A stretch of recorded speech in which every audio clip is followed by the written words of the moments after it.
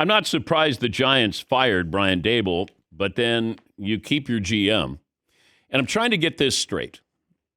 And, Paulie, maybe you can set me straight if I veer off course here. But Brian Daboll wanted Jackson Dart.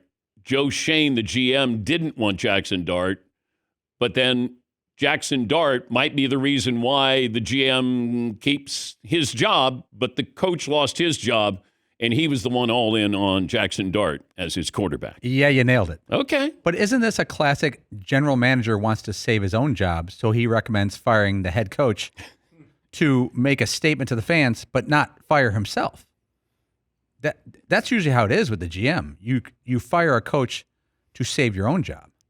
Unless you're in Miami and then they fire the GM and then the coach keeps his job. That's down south. Yeah. Yeah, I don't understand. I mean, look, Brian Daboll the last 3 years, you're not keeping your job. But if you win that game against the Bears, does Brian Daboll still coach the Giants? And they were beating the Bears the whole game.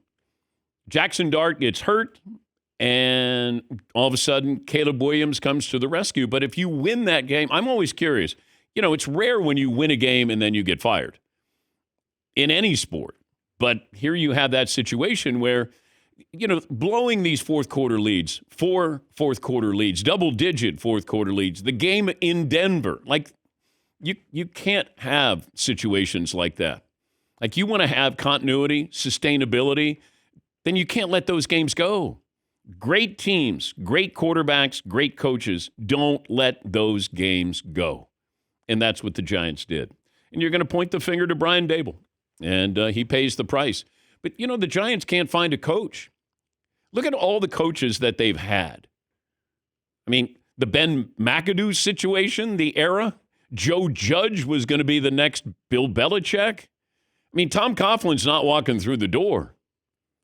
Bill Parcells not walking through the door. Hell, you might as well reach out to Bill Belichick. Bring him in.